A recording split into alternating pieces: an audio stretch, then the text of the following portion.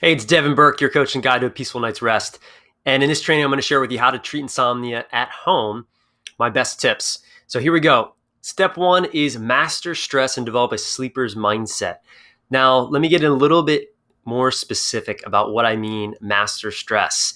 So a lot of us manage stress and we do it in ways that are counterproductive.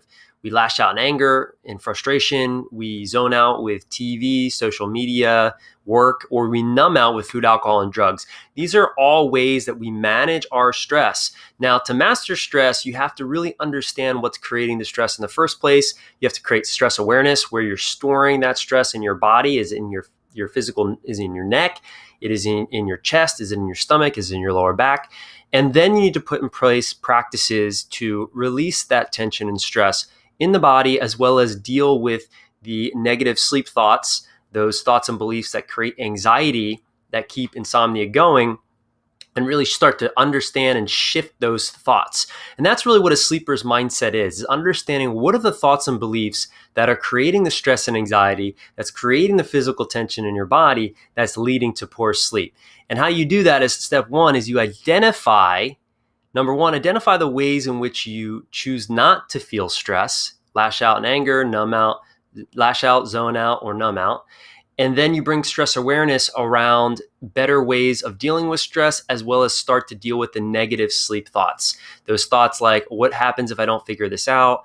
How much longer is this going to go on for? All these thoughts create more anxiety. And once you identify those thoughts, then you start to shift them. You could start to reframe them and see the whole truth, to then be able to allow your body to relax. I know I just threw a lot at you, but hopefully that made sense. The next thing is you want to increase your sleep efficiency by actually spending less time in bed. This is one of the biggest mistakes I see people make, and it's counterintuitive. It doesn't seem to make sense at all. But what people do, which seems to make sense, is if you're not sleeping well, if you're having trouble falling asleep or staying asleep, you're waking up in the middle of the night and you're up for hours, you would think that you want to spend more time in your bed to catch up on the sleep. But unfortunately, what that does is it decreases sleep pressure. And there's two systems in the body that control our sleep pressure and circadian rhythm. And what it does is it actually messes up both of those systems. So you want to spend less time in bed to increase that sleep efficiency, to then reset that sleep pressure system. And that is one of the things that you're going to want to start doing. So increasing your sleep efficiency by spending less time in bed. One way of doing that is called sleep scheduling or sleep restriction, which I have a video on this channel.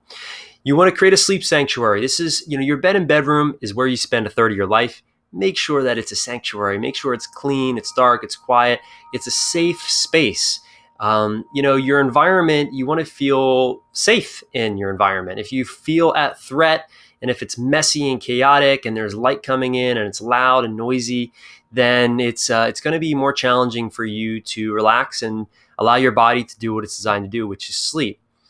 You also want to improve your sleep hygiene. Now, what I find most people do is they start here, and sometimes this can keep them stuck in a belief that they need to do something in order to sleep, which is a false belief. But improving sleep hygiene, there is a role, and I'm going to share with you some of the things that you're going to want to start to do at home right now if you are experiencing insomnia. The first thing is stop napping. Stop napping. Why? Because it decreases sleep pressure, and what we want to do is increase sleep drive so that at night you get sleepy and you're able to fall asleep. So this can be challenging for people, but really if you're currently taking a nap to try to catch up on sleep because you're so tired because you have insomnia, you want to cut that out right now because it's not doing you any good. The second thing is you want to get up at the same time every day. This is really important.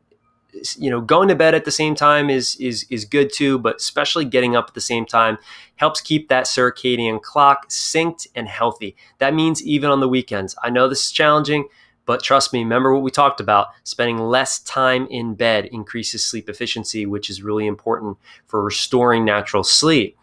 And then you want to anchor your bed and bedroom with sleep and sex, nothing else. So not worrying, not talking about difficult things, not eating, not watching TV. I don't even really like my clients to do relaxation techniques in bed. It depends on the technique and where they are in their journey. But really, sleep, should happen in the bed and in the bedroom, and that's it. Being intimate with your partner is another great thing to do that can actually help release stress and help you sleep. And I have another video on this channel all about sex and sleep as well. Be sure to check that out. And then here's a really important one. Stop watching the clock. This is another big mistake people do. They have a clock in their bedroom and they wake up and they look at the clock. It creates more anxiety, anchors more stress and anxiety and fear to their bed and bedroom, which then keeps this whole thing going. Then one of the other really important things that you want to do is bring your physiology back into balance by resetting what we call your sleep system. And your sleep system is those two biological processes that control sleep pressure and circadian rhythm. And we already talked about a few ways of making sure that you can keep those two systems healthy by spending less time in bed, number one, by not napping, number two, and then not waking up at the same time, number three, and then number four, not anchoring your bed and bedroom with anything else outside of sleep. So there's more to this, but I'm going to leave you with that. I'm not going to try to overwhelm you in this video, even though it might feel like I am. I'm really trying my best not to. And then last and really most important, get support. If you're having issues at home, you can reach out to us at Sleep Science Academy. We're more than happy to have a conversation about how we can help you implement some of the steps that I shared with you in this training, as well as go much deeper into specifics and really provide you the plan and the support you need in order to solve this. So if you're interested in that, you can click a link, schedule a call, watch our masterclass, and reach out, or just leave a comment or question here underneath this training, and we can get back to you as well. Okay, I'll see you in the next training. Take care.